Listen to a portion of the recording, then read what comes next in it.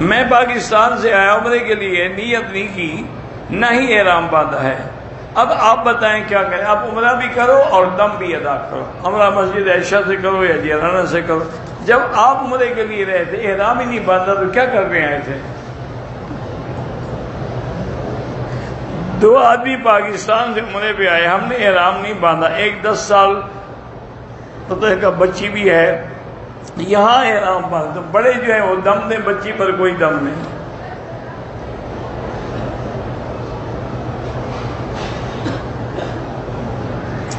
میں 2 مکان ہیں، ایک میں رہتا ہوں، ایک کا کرایہ آتا ہے، اور میں نے یہ بیٹیوں کے لیے وقف کیا ہے، تو جب ان کو دو گے نا، ابھی جو آمدنی ہے اسے زکوٰۃ دو گے۔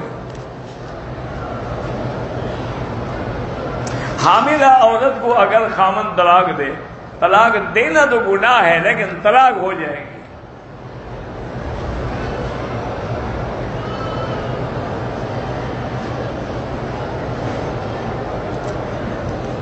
کہتے ہیں کہ ہم فقہ پہ زیادہ زور دیتے ہیں، یہی حکم ہمیں اللہ نے دیا ہے، فَلْيَتَفَقَّهُوا، یہی حضور نے حکم دیا، مَن يُرِدِ اللَّهُ بِهِ خَيْرًا، جس کے ساتھ اللہ بھلائی چاہتے ہیں اس کو دین کی فقہ عطا فرماتے ہیں۔ اچھا کرتے ہیں جو فقہ پر عمل کرتے ہیں، نہیں کرو گے تو تم اگر قرآن پہ عمل کرو تو قرآن سے تو ایک نماز کی رکعتیں بھی آپ ثابت نہیں کر سکتے، کیسے عمل کرو گے؟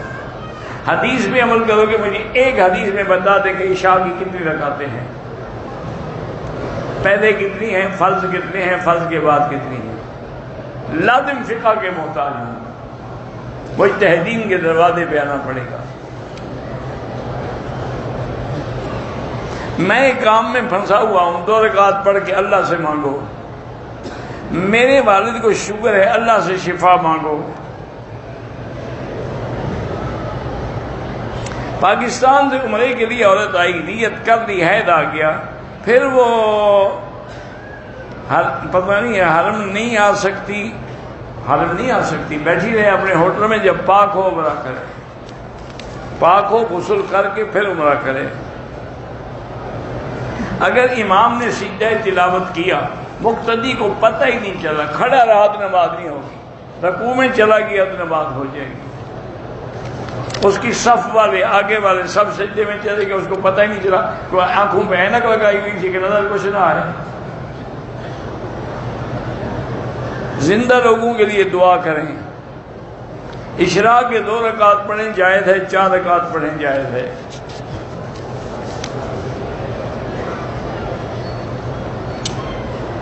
قریبی رشتہ داروں میں جو بہنیں ہیں، بھانجیاں ہیں، ان کے سر پہ ہاتھ پھیر سکتے ہیں۔ عمرے والے ایک دوسرے کے سر پہ اس طرح پھیر سکتے ہیں۔ بیت اللہ میں کسی مقام کو چومنا جائز نہیں ما سوا حجر اسود کے۔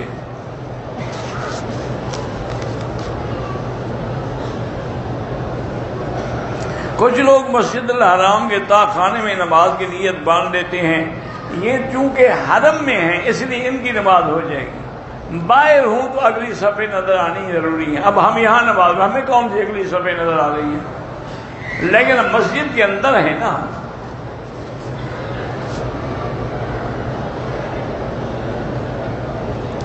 اگر آدمی کو عمرے کے احکامات کا پتہ نہیں ہے، بس اللہ قبول کرے، نہیں ہے پتہ تو اب تو آ گئے، اب تو سیکھو۔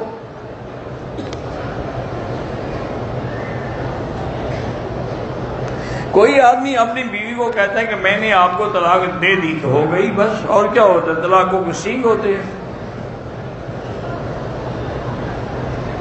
ظاہر مینگل کی طبیعت خراب ہے، اللہ شفا عطا فرمائے، جو بھی بیمار ہے اللہ شفا عطا فرمائے۔ اگر طائف جائیں گے تو واپسی پہ احرام ضروری ہے۔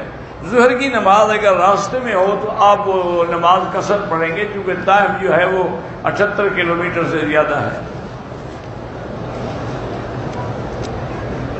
مکے میں رہتے ہیں، عمرے سے طواف زیادہ افضل ہے۔ میں نے عمرہ تو کیا ہے لیکن طواف میں میں نے کندھا نہیں نکالا تو کوئی جرمانہ نہیں ہے، سنت سے معلوم ہو گئے۔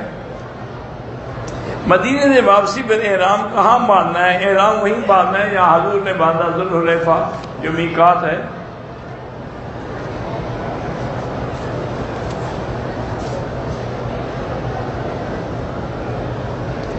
حرم میں آگے اگر مسافر ہیں تو نماز قصر پڑھیں گے، امام کے پیچھے پوری پڑھیں گے۔ ایک شخص نے حج سے پہلے احرام کا عمرے کا احرام کھول دیا، 3 دن کے بعد مدینہ منورہ چلا گیا، واپسی میں مسجد عائشہ سے دوسرے عمرے کا احرام باندھا۔ اس صورت میں جمع بین احرام کہاں ہے؟ احرام کھول دیا ہے، جمع بین احرامین کہاں ہے؟ احرام کھول دیا، دم پڑ گئی اس پر۔ اگر فجر کی سنت پڑھنی ہو تو طواف کے چکر میں وقفہ کر سکتے، یہاں کر سکتے ہیں۔ حضور صلی اللہ علیہ وسلم شق صدر مبارک جو ہے وہ حتیم میں۔ میرے بیٹے کا امتحان ہے، اللہ کامیاب کرے۔ میں اور میری والدہ پہلی دفعہ عمرے کے لیے آئے ہیں، ہم نے عمرہ ادا کر دیا ہے۔ میری والدہ کی طبیعت زیادہ خراب ہو گئی، میں انہیں ہوٹل لے کے چلا گیا، بغیر بال منڈوائے احرام اتار دیا۔ اب بال منڈوائے کہ نہیں منڈوائے؟ ابھی منڈواؤ بھی اور دم بھی دو۔ طبیعت ان کی خراب ہو گئی، بال تم نے نہیں منڈوائے۔ میت عورت ہو تو کون غسل دے گا؟ عورت دے گی اور کون دے گا؟ گندے خیالات آتے ہیں، بد نظری بھی ہوتی ہے، تو لا حول زیادہ پڑھا کرو۔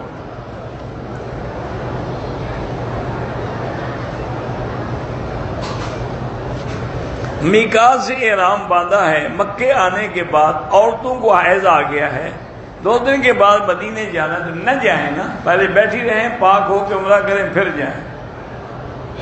وہ آپ قیدی تو نہیں ہیں کہ آپ کو پکڑ کے لے جائیں، آپ کہ ہم نہیں جاتے بس۔ طواف اور صفا کرنے کے بعد بال نہیں کٹوائے، غلاف کعبہ کو چوما، احرام بھی لگایا، غلاف کعبہ کے بال نہیں کٹوائے، دم پڑ گئی۔ غلاف کعبہ کو چومنا اور احرام لگانا بدعت ہے۔ طواف کے 7 چکروں میں اجتباع ہے، بہرحال آپ نے نہیں کیا تو اس کا کوئی دم نہیں ہے۔ مجھے کمپنی نے کرپشن کیس میں نکال دیا ہے، اب دوسری تلاش کر رہا ہوں۔ بہرحال 2 رکعت پڑھ کے اللہ سے دعا مانگا کرو۔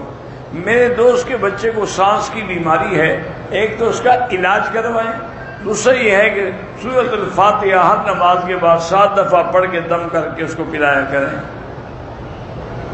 محمد عمر انور نے آپ کو سلام کہا ہے، وعلیہ السلام۔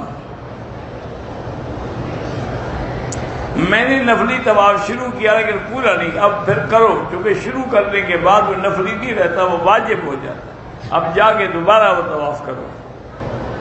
مجھے خواب کا کوئی پتہ نہیں، کسی سے پوچھ لینا۔